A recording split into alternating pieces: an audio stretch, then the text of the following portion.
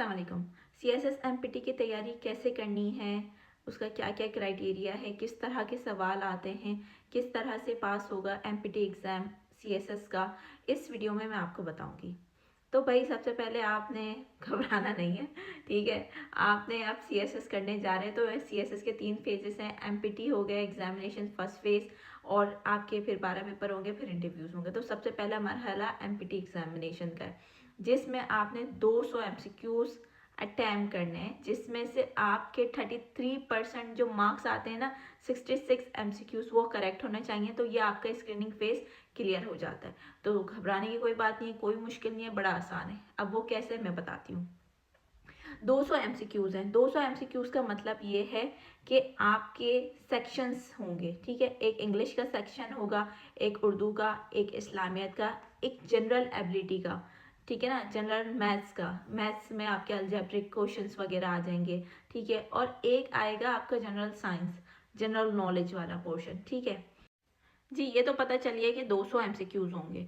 अब 200 MCQs के बाद 200 मिनट आपको टाइम दिया जाएगा, यानी हर एक MCQs के लिए 1 मिनट।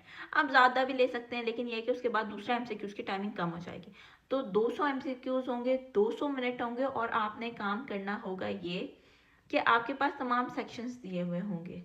इंग्लिश का सेक्शन अलग है, इस्लामियत का अलग है, उर्दू का अलग है, जनरल एबिलिटी का अलग है, और जनरल नॉलेज का अलग है।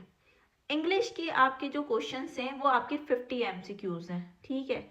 उसके बाद इस्लामियत के 20, फिर आपके उर्दू के 20, 60 आपके जनरल एबिलिटी के, और 50 आपके जनरल नॉलेज के।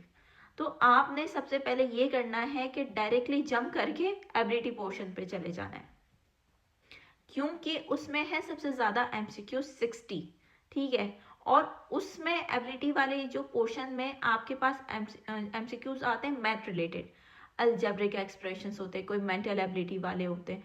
तो उसको सॉल्व करने में आपको लगता है थोड़ा सा टाइम, ठीक है। 60 होते हैं, कुछ स्टूडेंट्स को तो 1 घंटे के बजाय 60 मिनट की जगह 80 मिनट्स भी लग जाते हैं। लेकिन क्या है, उसका रेशो ये होता है कि आपके करेक्ट होते हैं, 2+2 तो 4 ही होंगे ना। तो इस तरह से उसको सॉल्व करने में आपको ज़्यादा टाइम लग जाता है। तो सबसे पहले आपको MPT एग्जामिनेशन में सबसे पहले तैयारी आपने जनरल एबिलिटी वाले पोर्शन की करनी है।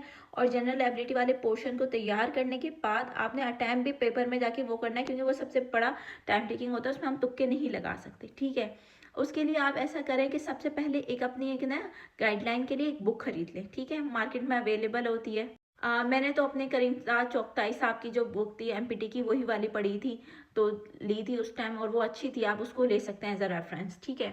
उसके बाद आप सबसे पहले है ना प्रैक्टिस करना शुरू करते हैं, क्या, एबिलिटी पोर्शन की। आपने उसको अच्छे से प्रैक्टिस में ले आना है, रट लेना है, ठीक है। जिनका मैथ का बैकग्राउंड नहीं होता, स्टूडेंट्स काफ़ी परेशान होते हैं एबिलिटी वाला पोर्शन करने में, लेकिन वो काफ़ी स्कोरिंग होता है। अगर 60 नंबर वहाँ से आ गए तो 30% तो आपका यहीं से हो गया पास, ठीक है।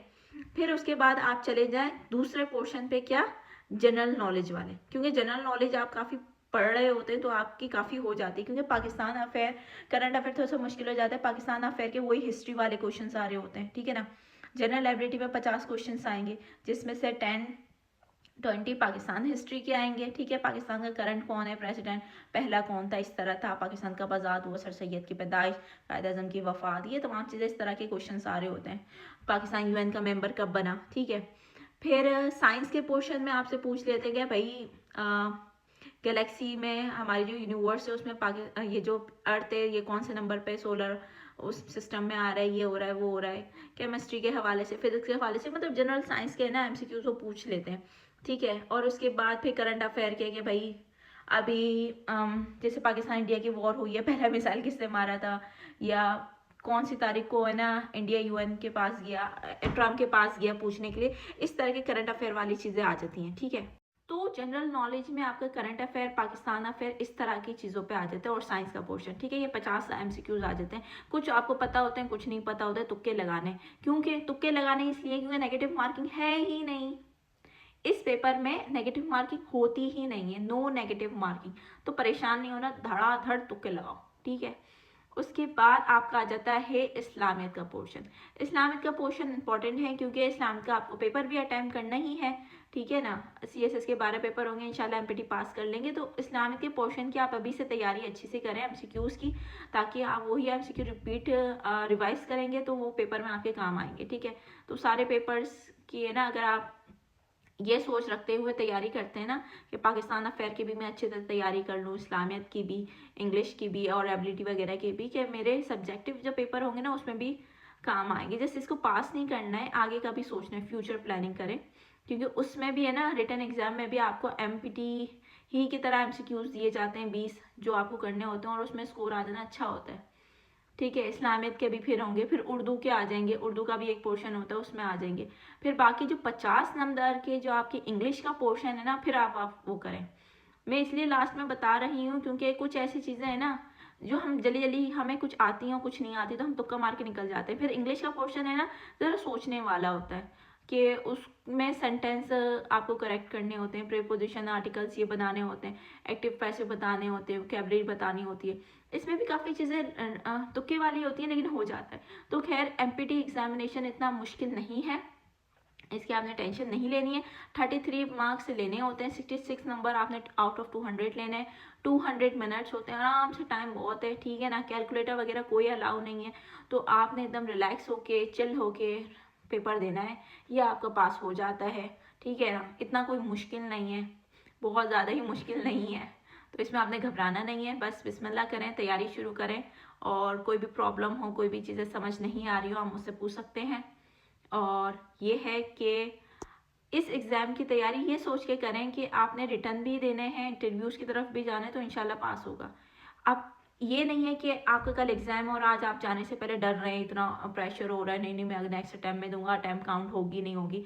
तो भाई MPT एग्जामिनेशन में अटैम्प्ट आपकी कोई काउंट नहीं होती, तो आपने घबराना नहीं है, जितने MPT देने आप दे सकते हैं, ठीक है ना। अटैम्प्ट आपकी जब भी काउंट होती है जब आप MPT पास करके रिटर्न में, पहले रिटर्न में बैठ जाते हैं, अटेंडेंस लग जाती है, अटैम्प्ट आपकी काउंट हो जाती है। तो MPT अगर आप देना चाहें तो दे दें, ठीक है। आप ये नहीं सोचें कि मेरी अटैम्प्ट ज़ाया ना हो जाए, मेरी अभी तैयारी नहीं है रिटर्न एग्जाम्स की, तो परेशान नहीं हो, MPT एग्ज़ाम दबा के निकालें, फिर इंशाल्लाह फिर आगे जो होगा देखा जाएगा। और तो कोई भी चीज़ समझ नहीं आ रही हो, पूछना चाहते हो गाइडेंस के लिए, मैं आपकी यहाँ पे हमेशा मौजूद है। अपना ख्याल रखिएगा और दुआओं में याद रखिएगा।